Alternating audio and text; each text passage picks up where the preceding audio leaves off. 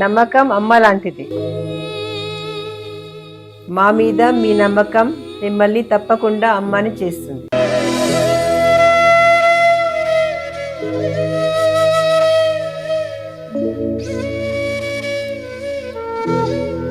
నేడు ఎంతో మంది మా మీద నమ్మకంతో అమ్మాయారు.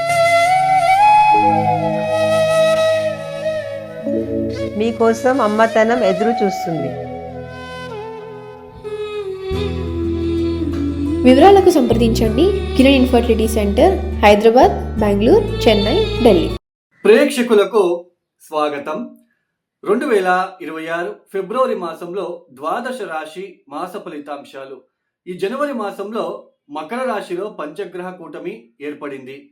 సూర్య, బుధ, కుజ, శుక్ర ఈ 4 గ్రహాలతో పాటు చంద్రుడు కూడా కలిసి సంచారం చేయడం అనేది పంచగ్రహ కూటమి ఏర్పడింది మకర రాశిలో.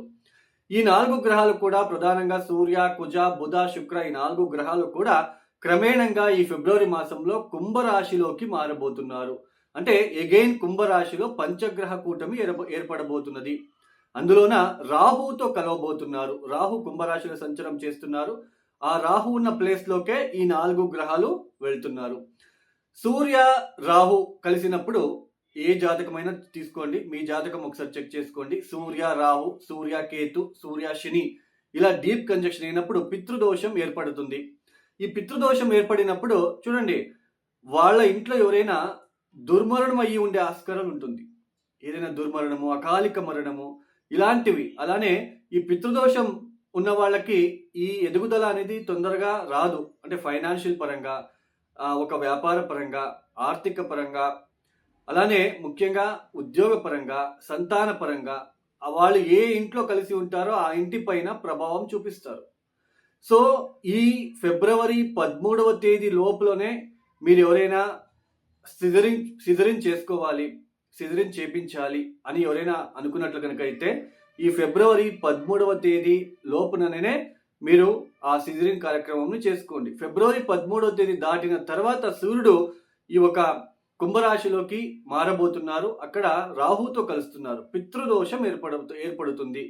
డైరెక్ట్ సూర్యుడు తన ఓన్ స్వక్షేత్రమైన సింహరాశిని చూస్తారు. కుంభరాశిలో కూర్చొని సమసప్తక దృష్టిలలో డైరెక్ట్ నేరుగా సింహరాశిని చూస్తారు. సింహరాశిలో కేతు గ్రహం కూడా ఉన్నారు.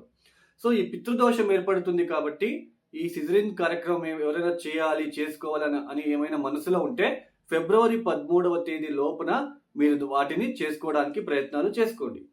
అలానే ఈ ఒక మాసంలో, ఈ ఫిబ్రవరి మాసంలో ముఖ్యంగా ఏదైతే ఈ పంచగ్రహ కూటమి కుంభరాశిలో ఏర్పడబోతున్నదో సూర్య, కుజ, రాహు అందులోనే బుధుడు కూడా కలుస్తున్నారో ఈ వాయుతత్వ రాశులలో ఈ ఒక పరిస్థితి ఏర్పడుతుంది. కాబట్టి ఈ అగ్ని ప్రమాదాలు ఎక్కువ జరిగే సూచనలు, అంటే గాలి నుంచి ఎక్కువ వ్యాపించేది, తొందరగా స్ప్రెడ్ అయ్యేది అగ్ని ప్రమాదాలు కావచ్చు, ఏదైనా గ్యాస్ రిలేటెడ్, అలానే కెమికల్ రియాక్షన్ వలన, అలానే ముఖ్యంగా ఈ ఒక దేశ రాజకీయ వ్యవస్థ మీద కూడా కొన్ని దుష్పరిణామాలు చూపించడానికి అవకాశాలు ఉంటాయి. అలానే మిషన్ వైజ్ ఎవరైతే వర్క్ చేస్తూ ఉంటారో, ఎలక్ట్రికల్ డిపార్ట్మెంట్లో ఎవరైతే వర్క్ చేస్తూ ఉంటారో వాళ్ళకి గనక కుజదశ, కుజభుక్తి, రాహుదశ, రాహుభుక్తి, లేదా రాహుదశలో సూర్యభుక్తి, రాహుదశలో కుజభుక్తి, రాహుదశలో ఈ ఒక బుధభుక్తి గనక జరుగుతూ ఉంటే వాళ్ళు కొంచెం జాగ్రత్తలు తీసుకోవాలి. అంటే ఈ ఒక దేశవ్యాప్తంగా కూడా ఈ ఒక అగ్ని ప్రమాదాలు ఎక్కువయ్యే సూచనలు ఉంటాయి. అలానే ముఖ్యంగా గ్యాస్ రిలేటెడ్, గాలి నుంచి ఏదైతే తొందరగా ఈజీగా స్ప్రెడ్ అవుతుందో అలాంటిది ఎక్కువగా మనకి ఒక నెగిటివ్ ఎనర్జీ ఫార్మ్ అవ్వడానికి ఛాన్సెస్ అనేది ఉంటుంది. అలానే మిషన్ వైజ్ ఎలక్ట్రికల్ డిపార్ట్మెంట్ ఎవరైతే పనిచేస్తూ ఉంటారో, అలానే పోలీస్ డిపార్ట్మెంట్లో పనిచేసే వాళ్ళు కూడా చాలా జాగ్రత్తలు తీసుకోవాలి. అలానే ఈ సమయంలో రాత్రిపూట ప్రయాణాన్ని తప్పించడానికి మీరు ప్రయత్నం చేయండి. ఎక్కువ రాత్రిపూట జర్నీ అవాయిడ్ చేయండి. అలానే ఎవరైతే డ్రైవింగ్ వృత్తిలో ఉంటారో వాళ్ళు కూడా చాలా జాగ్రత్తలు తీసుకుంటే మంచిది. ఈ ఒక ఫిబ్రవరి మాసంలో గ్రహ సంచారాన్ని గనక మనం పరిశీలించినట్లు గనక అయితే ముఖ్యంగా శని మీనరాశిలో సంచారం, గురువు గారు వక్రించి మిథునంలో సంచారం చేస్తున్నారు, రాహు కుంభంలో, కేతు సింహంలో. అలానే ఈ ఒక మాసంలో ఫిబ్రవరి 3వ తేదీ బుధుడు మకరం నుంచి కుంభంలోకి ప్రవేశిస్తారు. శుక్రుడు ఫిబ్రవరి 6వ తేదీ మకరం నుంచి కుంభంలోకి ప్రవేశిస్తారు. అలానే సూర్యుడు ఫిబ్రవరి 13వ తేదీ మకరం నుంచి కుంభంలోకి ప్రవేశిస్తారు. ఇక కుజుడు ఫిబ్రవరి 23వ తేదీ మకరం నుంచి కుంభంలోకి ప్రవేశిస్తున్నారు. ఏదైతే ఈ గ్రహ సంచారం ఉన్నదో పంచగ్రహ కూటమి ఏర్పడబోతున్నది. 5 గ్రహాలు కూడా కుంభరాశిలో, ఇక మిగతా 3 గ్రహాలు మీనరాశి, మిథున రాశి, అలానే సింహరాశిలో.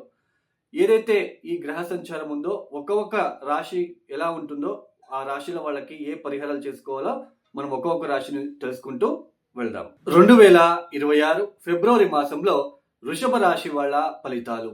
ముఖ్యంగా ఈ వృషభ రాశి వాళ్ళకి ఏదైతే నవమ స్థానంలో అంటే మకర రాశిలో 4 గ్రహాలు సంచారం జరుగుతున్నదో సూర్య, బుధ, కుజ, శుక్ర, ఈ 4 గ్రహాలు కూడా క్రమేణంగా ఈ ఒక మాసంలో కుంభరాశిలోకి అంటే మీ దశమ స్థానంలోకి మారబోతున్నారు. ఈ వృషభ రాశి వాళ్ళకి మొదటి 10 రోజులు కూడా కాస్త పాజిటివ్గా కనిపించడానికి అవకాశాలు ఉంటాయి.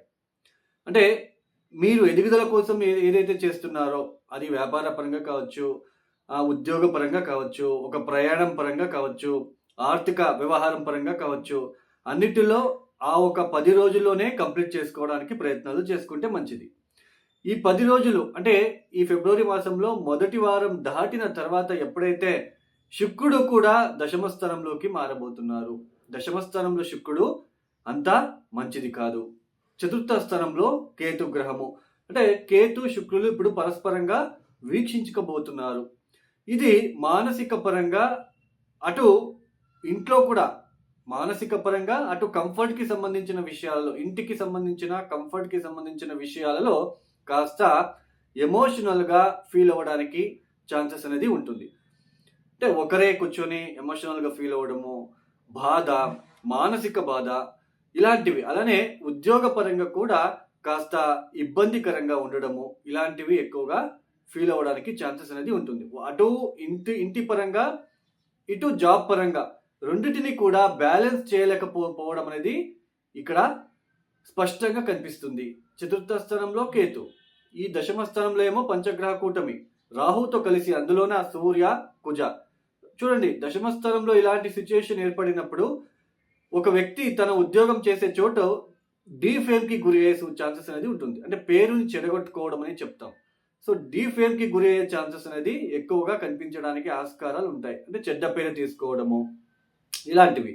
కుటుంబ పరంగా కూడా ఒక బ్యాడ్ నేమ్ లాంటిది, తల్లితో విభేదాలు, మెయిన్ తల్లితో విభేదాలు, అలానే తల్లి ఆరోగ్యం విషయాలలో ఇబ్బందులు, అలానే ఎవరైనా చిన్న పిల్లలు ఉన్నట్లు కనుక అయితే 10th వరకు చదువుకునే పిల్లలు, especially 6th, 7th, 8th, 9th, 10th చదువుకునే పిల్లలు, వాళ్ళకి కూడా ఎడ్యుకేషన్ పరంగా కాస్త వెనక్కి పడిపోవడం లాంటిది, అశ్రద్ధ చూపించడము, ఎక్కువ ఆటల మీద ఇంట్రెస్ట్ చూపించడము, లెసన్స్ మీద ఇంట్రెస్ట్ చూపించలేకపోవడం అనేది కనిపించడానికి ఆస్కారాలు ఉంటాయి.